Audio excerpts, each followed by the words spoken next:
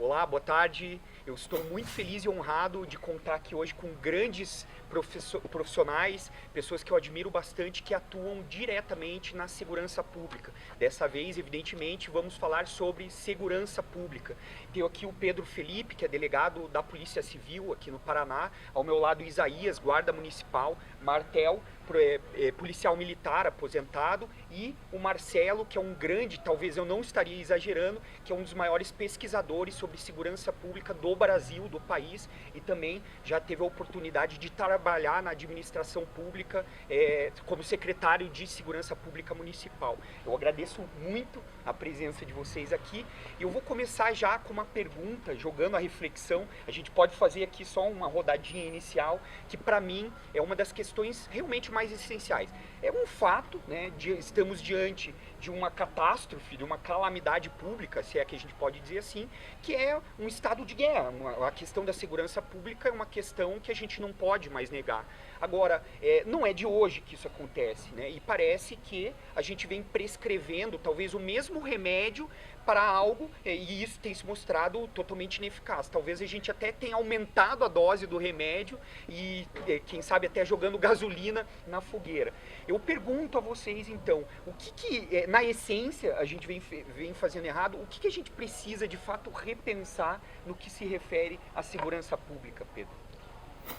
Diogo, primeiro agradecer o convite, fico honrado em estar participando aqui desse bate-papo, te parabenizar pela iniciativa, você sempre preocupado com a questão da segurança pública, né? Já me visitou lá na delegacia e está sempre incluído nesse debate, não é o primeiro nem o segundo debate que a gente participa. Antes de começar a responder sua pergunta, só fazer um adendo que o Martel está aposentado e é importante que a gente diga sempre isso, não podemos perder a oportunidade do espaço por uma perseguição política que ele vem sofrendo dentro da Polícia Militar do Paraná. E a gente vai falar sobre isso também. Né? E a gente tem que denunciar isso, é importante a gente deixar isso bem afirmado nesse espaço de fala. E responder a nossa pergunta, realmente, né? A gente viu que a temática da segurança pública ela foi muito debatida na última eleição presidencial, né? Como em quase todo pleito eleitoral, mas infelizmente ela vem sendo vista sempre sob a mesma perspectiva, de um discurso populista, vazio, simplista do problema, né? Que acha que resolver o problema da segurança pública é fazer arminha com a mão e dizer que bandido bom é bandido morto, né? E aí se apoia em toda uma lógica de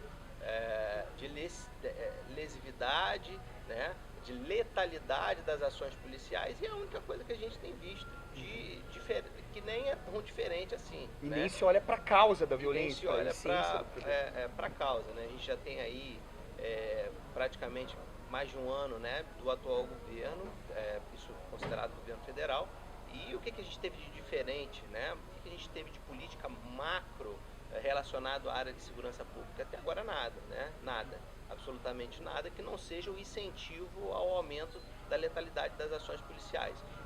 E nisso faz a reflexão, e eu acho que é um dos motivos da gente estar aqui hoje, de dizer, olha, o que é mais inteligente? A gente continuar fazendo o que não está dando certo, né?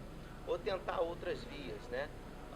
Outras alternativas. Eu, particularmente, acho que o sistema de segurança pública brasileiro deve sofrer uma reforma como um todo, né? Não estrutural o problema. É estrutural o problema, sem sombra de dúvida. Eu acho que o nosso modelo de polícia dividido em dois ciclos, ele está falido. Eu acho que isso é uma causa hoje que tanto a esquerda quanto a direita concordam. Acho que não há mais dúvida quanto a isso. A gente precisa de um ciclo completo de polícia.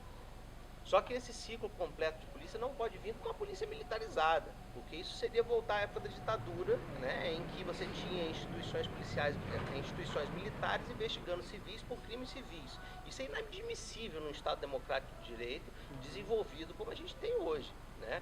Então o que a gente tem defendido? Que haja sim um ciclo completo de polícia, mas com uma polícia unificada e desmilitarizada, né? E nesse sentido a gente defende que cada ente da federação deve ter uma polícia, né? E uma polícia de ciclo completo, podendo fazer tanto a parte ostensiva quanto a parte investigativa, né?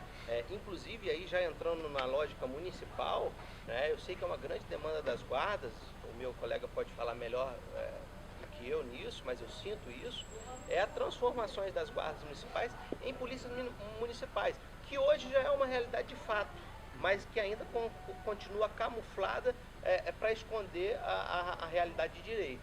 Né? Mas se você colocar aí, hoje a gente tem guardas municipais fortíssimas hoje, que já atuam brilhantemente bem no funcionamento ostensivo, que poderiam fazer ciclo completo de polícia, também numa realidade de policiamento de proximidade, né, de comunidade, porque a guarda municipal ela tem essa característica, né? E não é o que a gente vê, por exemplo, às vezes você vê guardas municipais passando, você não sabe se é do Exército, da Marinha, da Aeronáutica, de tão ostensivo, né? Uma coisa tão bruta, e perdeu-se já a proximidade, o policiamento comunitário você não vê tanto. Então, assim, a gente tem várias pautas que a gente poderia, né, colocar como alternativas a isso. Né? Falamos na desmilitarização, no policiamento comunitário, na transformação das guardas civis em polícias municipais e tantas outras que a gente tem aí. Legal. Para trazer como alternativa isso que está aí. Queria ouvir a perspectiva, então, do guarda municipal que está nessa proximidade. Primeiro, eu quero agradecer essa oportunidade que você está nos dando, né, profissionais de segurança pública e eu como representante dessa classe de guardas municipais. Eu não tenho que discordar do Pedro, né? É exatamente tudo isso aí que ele falou e acho que um pouco mais ainda. Essa questão até, para complementar um pouco essa ideia, a questão do ciclo completo de polícia. O modelo hoje do Brasil, esse modelo brasileiro de ciclo dividido, ele é praticado só em 2 países no mundo, né? Eram 3, Guiné-Bissau, Brasil e Costa Verde. O terceiro país já saiu, então só temos 2. Eu acredito que daqui a algum tempo, Guiné-Bissau também vai ver que isso é uma furada e o Brasil vai ficar sozinho. O Brasil é muito conservador nessas mudanças, né? Então você precisa, nesse sentido das mudanças que são necessárias, você tem que dar um passo adiante, né? Você tem que olhar para frente. Eu acredito que, eu não sei quais as forças estavam ali em 88 na nossa Constituição, né? Eu sei que ela nos trouxe muitas coisas boas, mas nesse ponto da segurança pública ela falhou muito. Primeiro porque ela manteve o ciclo dividido e ela colocou a Guarda Municipal como adendo ao artigo 144 e não definiu o que ela seria, né? Se ela não é polícia, deve ter colocado em outro lugar, se ela fazia parte da segurança pública, tem toda essa discussão, mas isso está mudando com a Lei 13.022, que deu uma expandida nas funções da Guarda, mas, como você estava falando com relação à ostensividade, isso me preocupa um pouco, porque embora a Guarda seja uma promessa de coisa nova, ela está se espelhando naquilo que é velho. Então, nos municípios, ela acaba sendo uma extensão das polícias militares, que é a mesma estética, é a mesma mentalidade, é o mesmo modelo, né? A gente precisa também prescindir disso, claro. Tem que dar um passo adiante nisso. Perfeito, então eu vou passar aqui para o Martel, que tem experiência do ponto de vista da polícia militar, mas eu queria só aproveitar o gancho, Martel, porque quando a gente fala, às vezes, na questão da desmilitarização, às vezes as pessoas mais inadvertidamente tendem a achar que isso é acabar com a polícia e tal, e obviamente que não é por aí, né? Não, na verdade a desmilitarização, ela vem principalmente porque quando a gente estuda a militarização, a gente vê que existem modelos diferentes de militarização. Então, existem polícias que são militarizadas em outros lugares e o sistema militar do Brasil. O sistema militar do Brasil ele não está alheio à história. Então, ele vem de um contexto histórico, né, que tem um grande peso na ditadura militar, né, e que gera os resultados e a forma com que a polícia militar age aqui, né? Então, a desmilitarização é tão importante aqui porque as nossas estruturas militares, elas são o que tem alguns estudiosos costumam chamar de hipermilitares. Ou seja, elas passam os limites do militarismo, né? Porque o militarismo ele implica em algumas questões, né, de códigos de conduta que não podem ser transgredidos, né? Entretanto, a gente percebe que num sistema hipermilitar essa lógica ela se inverte um pouco e o que acontece é que as polícias se tornam personalistas, ou seja, os chefes das polícias eles começam a ter mais poder do que a própria lei e os regulamentos. E aí eles colocam o policial numa situação em que ele fica entre cumprir o que a lei diz e cumprir o que um superior hierárquico diz. E muitas vezes com ordens conflitantes e às vezes até que são manifestamente ilegais, mas que ele tem dificuldade em dizer que não vai cumprir, porque o militarismo tem mecanismos de repressão, tanto objetivos como subjetivos, né? Então o militar às vezes ele não vai cumprir a ordem e ele não vai ser punido por isso, porque é uma ordem manifestamente ilegal, não é possível dessa forma. Mas existem outras formas de punição, né? Uma transferência, uma troca de cargo, uma escala extra. Então o policial ele se sente ele fica numa situação de extrema pressão, né? E isso, claro, tem efeitos tanto na segurança pública como na questão psicológica dos policiais, né? Nós temos um altíssimo nível de suicídios dentro das polícias do Brasil, de policiais passando por tratamentos psicológicos. Então, esse aparato, essa forma de militarismo, ela precisa mudar, e a gente vê como o fim do militarismo nas polícias militares, para que a gente tenha uma polícia que se permita crescer, desenvolver, né? Eu acho que é um ponto muito interessante a gente ver que a polícia ela não tem crescido na mesma velocidade que a democracia brasileira, né?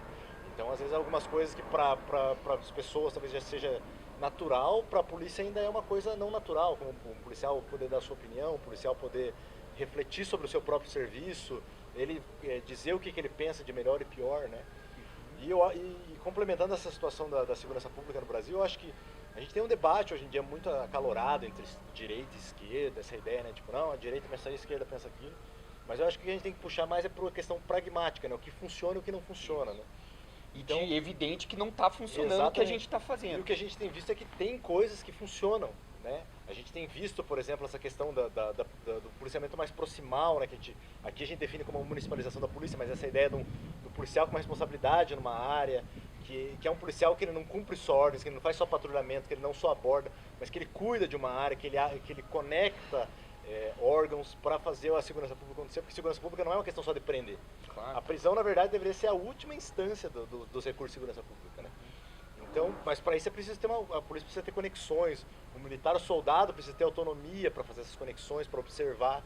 Então, eu acho que isso é mais pragmático, porque a gente tem visto isso funcionar no mundo, e aqui há uma insistência em ignorar esse pragmatismo, em falar, não, a gente vai solucionar, como você disse, com a mesma solução que já tem sido tentado várias vezes, que é essa coisa, tipo, não, vamos aumentar o tempo de prisão, vamos aumentar a pena, aumentar a repressão, exatamente. E o discurso populista como né, o nosso atual presidente falou, vamos dar carta branca à polícia para matar, né?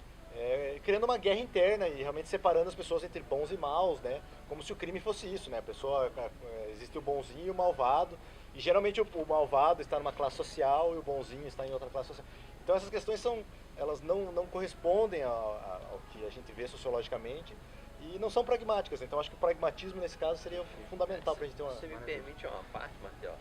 Um pouquinho mais alto só. É bem interessante o que ele fala, porque assim, fica parecendo realmente que a gente está numa disputa ideológica entre direita e esquerda, quando não é a verdade. Essa é uma discussão que é uma discussão científica da também. Sociedade brasileira, que a sociedade deveria encarar, né? Tanto que a esquerda também ficou no poder há muito tempo e não avançou nessa pauta, né? Não avançou na pauta da desmilitarização e não avançou na pauta das municipalizações da Guarda Municipais. Também ignorou tudo tudo tantas isso. outras. Então, assim, não é uma discussão que ela é partidária, né? Ela é da sociedade brasileira. E é muito importante esclarecer isso que o Marcel fala, assim, às vezes, você falou até, né? Às vezes a gente pensa que o desavisado, ou até mesmo o leigo, que não tem a noção conceitual dessa discussão, ele acha que quando a gente fala em desmilitarização da polícia é acabar com a polícia, né? Inclusive, erradamente, alguns grupos de esquerda usam isso como mote, às vezes em reunião, pelo fim da polícia militar.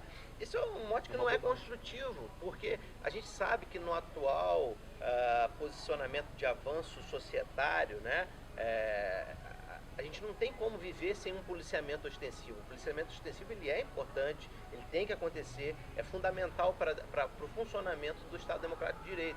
Mas o que a gente defende é que esse policiamento ostensivo seja desmilitarizado, como perfeitamente pode acontecer. E também desmilitarizar não quer dizer, eu também já ouvi essa confusão, desarmar a polícia.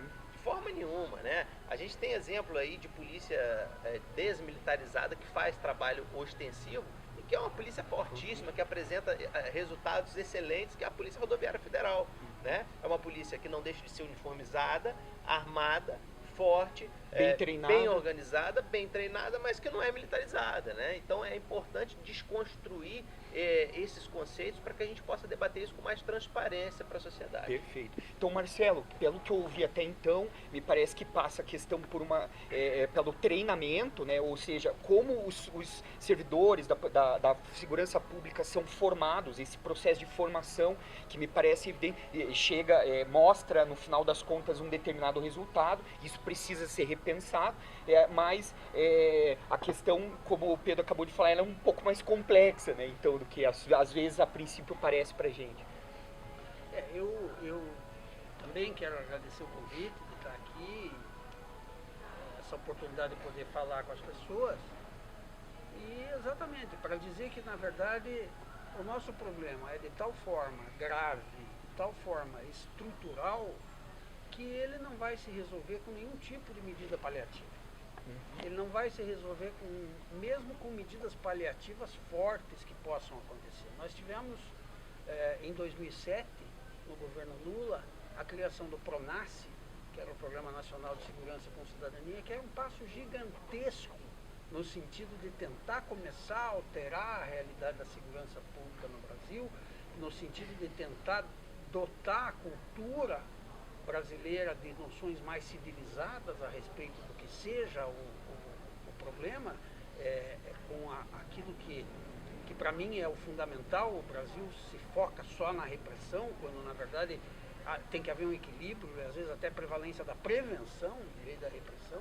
O PRONASSE fazia tudo isso, mas não atacava o cerne do problema, não chegava nisso que os colegas aqui estão falando, não atingia a divisão da polícia, que é um problema de alçada constitucional, tem que se mexer no artigo 144, não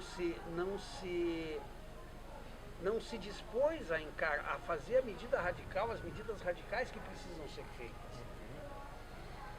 E as mudanças culturais, como todo mundo sabe, são as mudanças mais difíceis de conseguir. Então é um trabalho de longo prazo que exige tudo isso. Para culminar, ainda quando o presidente mudou, e mudou por uma mulher do mesmo partido, a primeira coisa que ela fez foi enterrar esse programa, que foi o primeiro fio de esperança que havia. Que era o início, a semente de uma mudança necessária. A semente do que podia se transformar numa mudança maior. Houve uma conferência nacional de segurança pública com delegados do Brasil inteiro, o país inteiro se manifestou, Polícia Civil, Polícia Militar, Polícia Federal, todos se manifestaram de que aquele programa devia ser um programa de Estado e não de governo, devia permanecer, e o próprio partido no governo troca de gestor e enterra E quais eram os principais propósitos desse programa, assim, numa forma bem resumida? Pois então, esse programa ele fazia duas coisas que, a meu ver, deslocavam o eixo da discussão da segurança pública. Em primeiro lugar, ele colocava o município no protagonismo, o município no proscênio, na parte da frente do palco. Que é quem está ali, né? Por quê? Porque todo mundo mora no município. E segundo, ele, embora tratasse de qualificar a repressão através de cursos de formação continuada dos profissionais de segurança pública, ele entendia pela primeira vez na vida, na história do Brasil, quer dizer, justamente por isso que ele chamava Programa de Segurança com Cidadania, que havia uma causa que precisava ser enfrentada, que é a falta de perspectiva do jovem das periferias das cidades, dos jovens vulneráveis, que ficam num dilema que é: ou você vai viver uma vida glamurosa com uma arma na cintura e fazendo parte da criminalidade, ou você vai viver uma vida miserável pelo resto dos teus dias jogando um limãozinho numa esquina onde a coisa é de uma miséria absoluta. Os próprios jovens só optavam pelo crime porque não tinha como mudar isso. Porque eles sabiam que iam morrer aos 25, 26 anos, como de fato morriam e morrem. Então o que fez o PRONASSE? Inventou uma estratégia muito óbvia. Criou um terceiro caminho. Você pode viver uma vida que não seja tão glamurosa quanto ter uma arma na cintura, mas que também não seja miserável. Uma vida digna em que você não vai morrer jovem e vai para frente. Você vai ficar na legalidade, vai viver uma vida normal. Os jovens, a experiência mostrou, no Brasil inteiro, o programa chamava-se Protejo, Programa de Proteção ao Jovem em Situação Vulnerável, os jovens se agarravam com as duas mãos. O que falta é oportunidade. O que falta é uma oportunidade, um terceiro caminho. Então o PRONASSE fazia isso. E para colocar isso em prática, não havia ente federado melhor do que o município. Perfeito. Porque o município sabe onde esse jovem mora, sabe quais são as carências daquela região, sabe quais são como é que a rede de proteção que tem que existir está falhando, como é que faz para fazer, oferecer essas oportunidades, cursos de formação, geração de renda, etc. Então, o Pronaf fez isso. E isso já estava contido no Programa de Segurança Pública do Lula em 2002. Quando ele ganhou a eleição de 2003, isso já estava dentro do programa dele.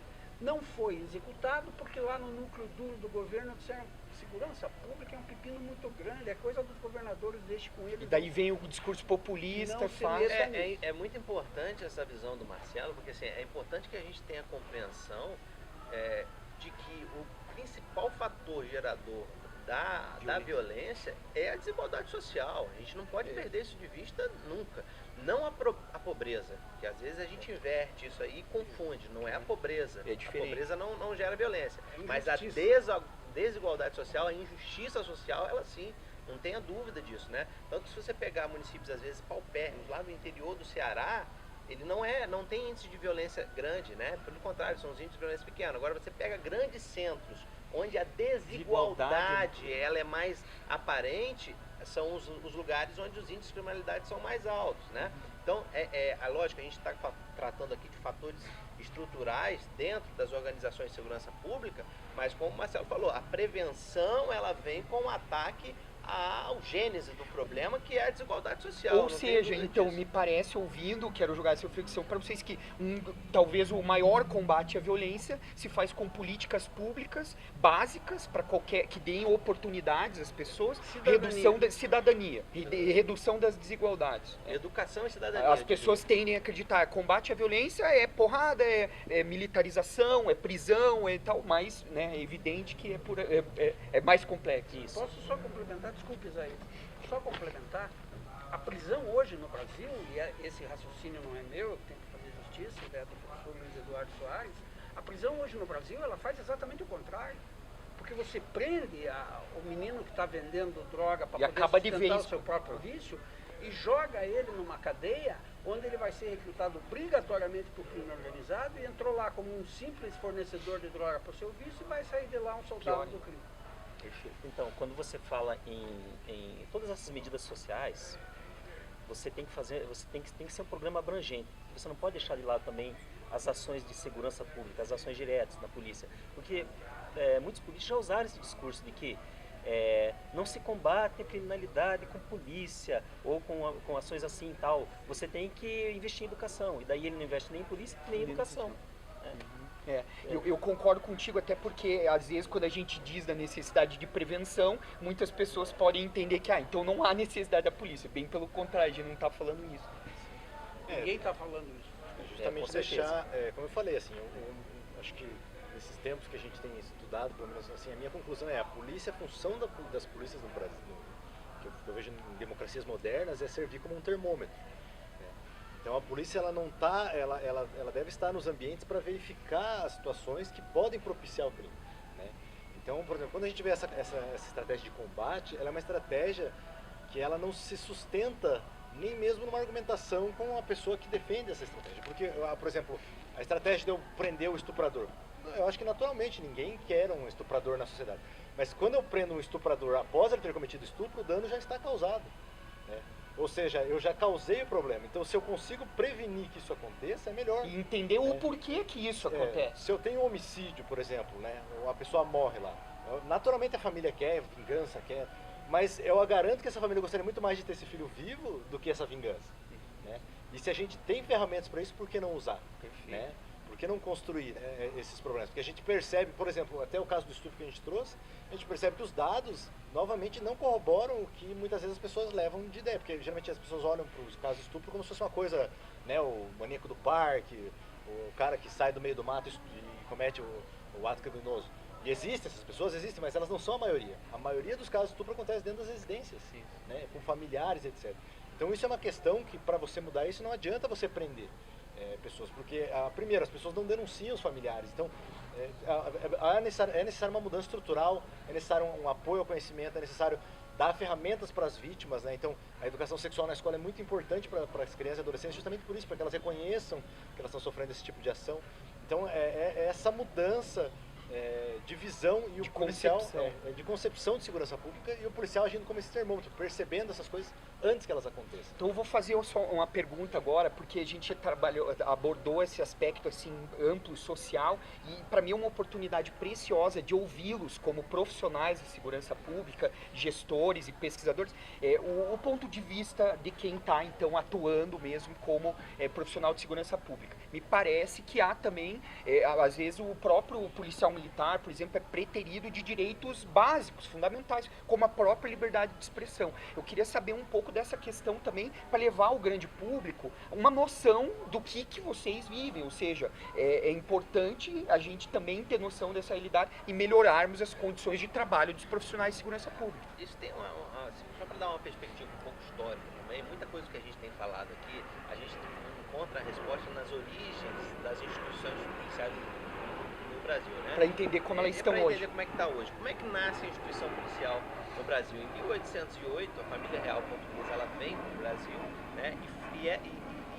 E aparece uma necessidade, premissa, de se montar uma guarda para proteger a família real brasileira, para guardar, né? Para fazer a segurança da guarda real. Esse é o primeiro embrião de instituição policial que a gente tem no Brasil, que foi a guarda real da família, a guarda real da família imperial, né? Da família do Império.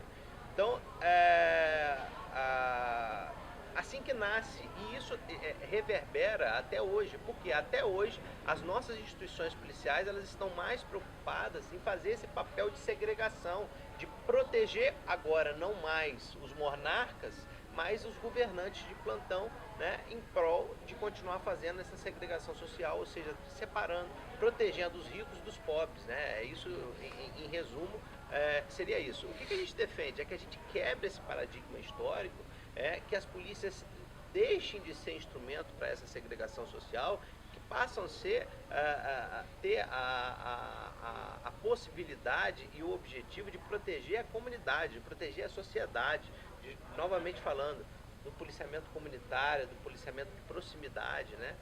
Que ele não tem, como o Martel falou, né? Que está subordinado cegamente a um superior hierárquico, mas sim a sua missão constitucional, a sua missão legal de levar paz social, né? De levar esperança, onde às vezes o Estado nem chega mais. Né? Eu acho que isso é importante. É lógico que a pergunta que você fez especificamente do público militar, o Martel pode falar melhor, mas eu só queria dar esse paradigma histórico para a gente entender um pouco do que a gente passa hoje.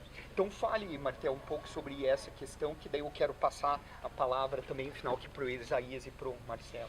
Quando a gente fala da questão militar, ela tem, como a gente falou, não é um problema muito simples, é um problema complexo, né?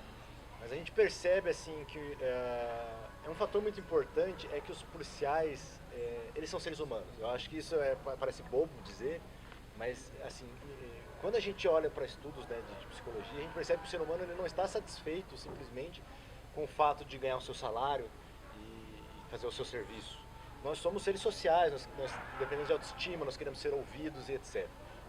O sistema militar, esse hipermilitarismo, ele impede que o policial faça isso. Então o policial... Seja humano, impede que seja humano. Ele vira um cumpridor de ordens, que ele é incapaz de criticar essas ordens, de criticar no sentido de trazer melhorias, de falar, não, eu percebi alguma coisa que pode melhorar, eu estou percebendo alguma coisa. Então ele acaba virando alguém que só vai lá e cumpre a sua ordem, né? E isso traz uma barreira que no final, né, no resultado, atrapalha a segurança pública, porque esse profissional que está lá percebendo o problema, às vezes ele não tem poder nenhum de solução, né? Ele não tem poder de voz então essa situação ela já acaba atrapalhando a segurança pública, né? Como eu falei, é uma situação muito complexa, então todos esses detalhes acabam empurrando. Então a gente precisa justamente uma luta pelo fim do militarismo é justamente isso, é para que a gente expanda os direitos dos policiais, para que eles possam trabalhar em segurança pública, que eles possam perceber os problemas que estão à volta e apresentar soluções, apresentar formas de solucionar esse problema, né? E dessa forma também a gente percebe a ideia, talvez isso não seja a melhor palavra, mas o reforço positivo de ter um policial que se sente responsável por algo, né? Porque quando você, assim, por exemplo, o Luiz Eduardo Soares, que é uma referência, ele fala muito disso, quando o policial, né, o Carl Hart também traz essa questão, quando você é colocado sob uma responsabilidade, você acaba respondendo essa responsabilidade pela situação de autoestima, pela situação de da sociabilidade, você quer dar uma boa resposta. Então isso diminui a corrupção da polícia, aumenta a vontade do policial de trabalhar, de apresentar um bom resultado. Agora, quando o policial se vê como alguém que não tem opinião, que é considerado uma máquina, que muitas vezes é tirado do seu contato familiar de maneira arbitrária, sem nenhum direito de dar a sua opinião, tudo isso colabora para ruir a segurança pública. Então, eu acho que o caminho da educação, da expansão, do direito ao diálogo do policial, isso é fundamental para que a gente tenha uma melhoria da segurança pública, né? A gente tem vários caminhos que a gente pode melhorar, mas eu acho que Esse é educação, é trazer o policial para o debate, falar, policial, enxergar ele como trabalhador da segurança Exatamente. pública, né? E ele se enxergar, porque hoje eu percebo que os policiais também não se enxergam como trabalhador, né? Eles caem nessa falácia do heroísmo, né? Essa coisa de, o policial é um herói. Não é um herói, né? Herói não precisa pagar conta, não precisa dar comida pro filho, herói não sente dor, né? Herói não... Não então, tem assim, emoções. não é herói nada. A gente tem que parar com isso. O policial não é herói, o policial é trabalhador. E como Também. tais, precisa ter seus direitos respeitados. Então eu queria te ouvir, Zé, porque você me diz que a Guarda Municipal é muito também inspirada pela polícia militar. Você concorda com essa visão do Martel? Sim, claro, nós somos civis, então a gente não tem essa pressão dos códigos militares, né? Mas a gente tem também um código de conduta que tem que ser seguido.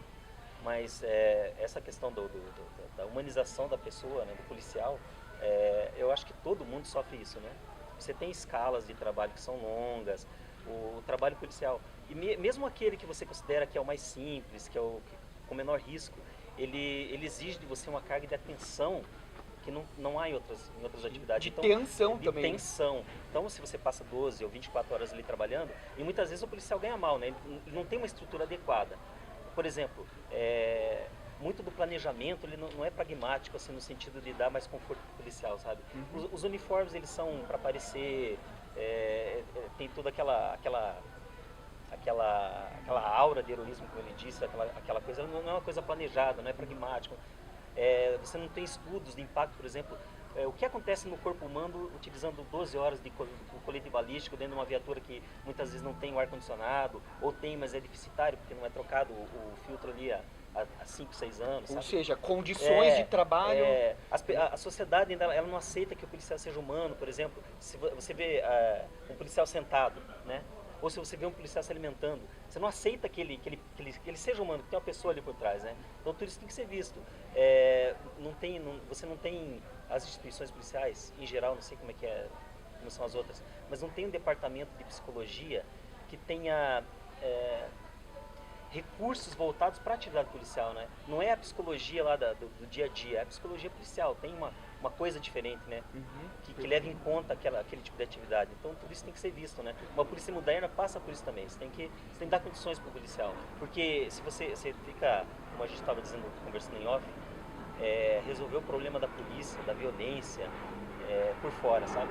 Você não pensa que a questão da violência começa lá na hora do recrutamento. O que está atraindo as pessoas para dentro da polícia, né? O que elas estão querendo da polícia? Daí tem o treinamento, tem a realidade que elas vivem ali, tem a estrutura. É muito mais do que simplesmente cercar. Vamos criar agora uma lei que o policial não pode fazer isso, não pode aquilo, não pode aquele outro. Mas será que você está resolvendo o problema que está lá dentro, que está motivando esse comportamento dele? Infelizmente a gente vai ter que se encaminhando para o encerramento, mas eu não queria terminar sem antes passar a palavra para cada um de vocês. Eu realmente assim, não tenho palavras para agradecer vocês. Espero que a gente tenha atingido o objetivo, que é tocar em alguns pontos cruciais, mas também levar para as pessoas a visão daqueles que estão na linha de frente, que é trabalho. E eu queria, pessoal, também que vocês mencionassem algo que para mim é muito angustiante, que a gente está vendo diariamente e a gente infelizmente tem pouquíssimas mulheres envolvidas no serviço público de segurança para estar aqui trabalhando com a gente também, discutindo. Eu queria que vocês tratassem disso também, o que fazer ou como trabalhar a questão da violência contra a mulher, que essa semana especialmente a gente foi muito sensibilizado por várias situações que a gente não pode mais aceitar na nossa sociedade, né? E assim também passar a palavra para que cada um fale aí as suas considerações finais. Eu queria, antes de abordar a questão da violência contra a mulher, que eu acho que é uma questão bem específica, eu só queria reiterar uma coisa que eu acho que ficou bem clara, mas que precisa ser reiterada. Nós precisamos no Brasil mudar a perspectiva. E essa mudança, como eu falei, é priorizar a prevenção. Tentar evitar que as meninas e os meninos caiam no crime organizado. Que eles chegarão lá como soldados. Não existe exército sem soldados, só com general. Então, se você evitar que essas crianças, esses jovens caiam no crime, você acaba sufocando essa situação. O que não quer dizer que não se deva fazer repressão. Acho que isso tem que ficar muito claro. O crime precisa ser reprimido. Claro que não do jeito como é feito no Brasil, né? Em que uma pessoa é condenada por um policial militar por usar cabelo Black Power, como aconteceu ontem na Bahia. Caso de repercussão enorme de uma violência, porque o policial não gostou do cabelo que o rapaz usava. Esse tipo de abordagem, não abordagem técnica, abordagem do problema, precisa ser totalmente modificada, mas que a repressão tem que existir, tem que existir. No que diz respeito à violência contra a mulher, eu acho que o problema é ainda muito mais sério. Mais sério. Mais sério, porque ele tem a ver também com mudança cultural. Ele tem a ver com o fim do machismo, que é uma utopia, que é uma coisa dificílima. Que está de tempos imemoriais, desde que a gente está na de terra. Tempos imemoriais. Então, na minha concepção, a situação no Brasil é terrível. Violência contra a mulher, violência contra homossexuais, violência contra pobres e negros. Eu acho que é tudo um quadro que tem a ver com minorias, embora a mulher seja a maioria, né? Mas o fato é que é preciso trabalhar com redução de danos. O mais possível, o mais forte, o mais intenso, o mais permanente e persistente que se puder, para tentar fazer uma alteração cultural. Eu vou usar um caso que aconteceu faz uns 6 anos, mais ou menos. Eu me lembro que eu estava na polícia e tal, trabalhando na unidade, e aí eu fui chamado junto com outros policiais para que a gente fosse à casa de mulheres que tinham sido vítimas de violência, que elas foram denunciar os policiais que atenderam, tanto militares quanto civis. Então a gente foi lá para ouvir essas mulheres. Por quê? Os policiais chegavam na ocorrência, ou já na delegacia, ou na hora lá do atendimento, e tentavam convencer a mulher a não continuar a denúncia. Com argumentos tipo, mas amanhã o cara já te bateu 4 vezes, já é a 5ª vez que vocês nos chamam, você sabe que daqui a pouco você está com ele de novo, né? Mas é ele que sustenta a casa, e coisa nesse sentido. Então, o que eu vejo é, a gente, novamente, a polícia ela está dentro da sociedade, né? Mas ela é um pouco apartada, mas ela também absorve essas características da sociedade. Então, eu acredito que, novamente, o contato entre a polícia e a sociedade é capaz de reduzir essas questões, né? Eu vejo muitas vezes que nos cursos de formação policiais, o policial ele recebe uma realidade, né? Ele vai receber uma informação, mas geralmente a polícia, como ela é um órgão bastante corporativista, ela traz uma realidade. E essa uma realidade muitas vezes não é uma realidade que ela se aproxima do real, vamos dizer assim. Então, muitas vezes o policial sai com conceitos do tipo que a mulher ela apanha e ela não denuncia, a culpa é dela. Né? E esquece do contexto. Isso é o que mais me angustia, às vezes culpabiliza a vítima da agressão, que é o que acontece. E existe todo um contexto, muitas mulheres de fato não denunciam, mas é por quê? Porque ela tem medo de que a lei não funcione e ela vai ser vítima depois, ou ela tem filhos com aquela pessoa, ela tem medo de que não haja um sustento para os filhos. Então há todo um contexto que faz com que essas coisas aconteçam, né? Então quando a gente aproxima o policial da sociedade, novamente com isso é preciso expandir a democracia na polícia, porque o policial tem esse direito de conversar. Democracia na polícia, isso é importante. A gente começa a ter policiais que começam a entender essa realidade, né? Desde a violência contra a mulher, até os movimentos sociais, etc. Né? Porque muitas vezes a gente houve uma discussão há alguns dias, participei, que era no sentido dos movimentos trabalhadores sem terra e tal. Muitas vezes algumas polícias passam aquela ideologia de que essas pessoas que estão lá são criminosos, são pessoas preguiçosas e tal. Mas as pessoas nunca tiveram a oportunidade de ir a um acampamento e olhar e ver como é a realidade dessas pessoas, né? Então, da mesma forma, um policial ele precisa, na formação dele, como ele vai tratar com a sociedade, como uma polícia moderna precisa de um policial que faça essas conexões e que não seja meramente um órgão repressor e que faça essa coisa, no caso da polícia militar, de conduzir a delegacia, né? Ele precisa entender essas realidades para trabalhar e ter um resultado melhor. Então, se eu não tenho essa essa abertura democrática e esse contato com as realidades, é difícil fazer um trabalho de qualidade de uma polícia moderna. Voltar naquela polícia antiga, que é aquela polícia que, como o Pedro trouxe, é essa situação de, né, a gente protege o governo contra aqueles que são criminosos. Uma guerra interna, que tem alguns que são bons e alguns que são maus.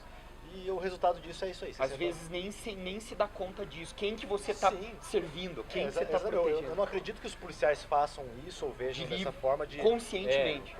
Porque são maus.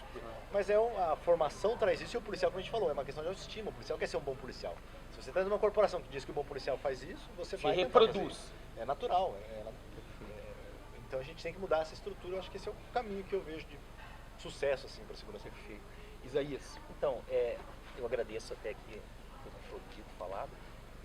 A questão ela também mudar o foco da instituição para a sociedade. É isso que acho que a gente está propondo isso, né?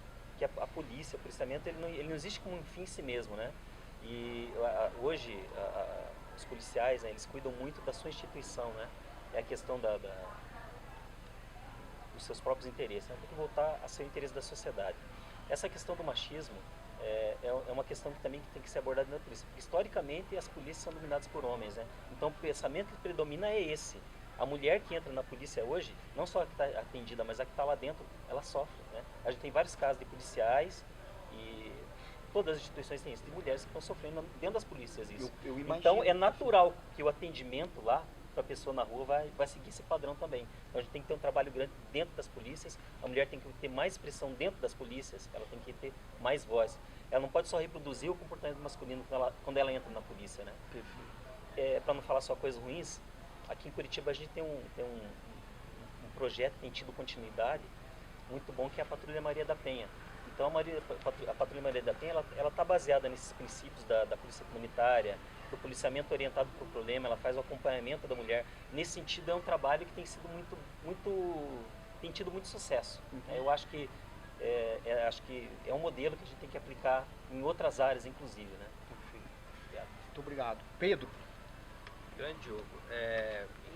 Primeiro, a questão da violência doméstica familiar contra a mulher, como o companheiro Marcelo ali bem colocou, é uma questão que envolve diretamente uma questão cultural, né? Um machismo estrutural muito forte na sociedade e que, para discutir isso, a gente precisaria de uma outra mesa de debate como essas aqui, para que a gente ficasse mais algumas horas aqui trocando essa ideia. Mas só reforçando cada ponto que cada um falou, o Martel colocou bem a questão da democracia dentro da polícia, isso melhoraria bastante, né? Do policial se ver como defensor, né, como parte dessa resolução, ele entender para quem que ele serve, né? Isso é fundamental. Como o colega colocou aqui também, né? A Patrulha Maria da Penha é um exemplo real do que a gente prega de policiamento comunitário, de municipalização da segurança pública, como o Marcelo colocou também um pouco mais cedo, né? Então, acho que isso tudo engloba a questão da violência familiar contra a mulher. E para encerrar, eu gostaria de agradecer mais uma vez o espaço, de parabenizar você mais uma vez pela iniciativa de ampliar esse debate.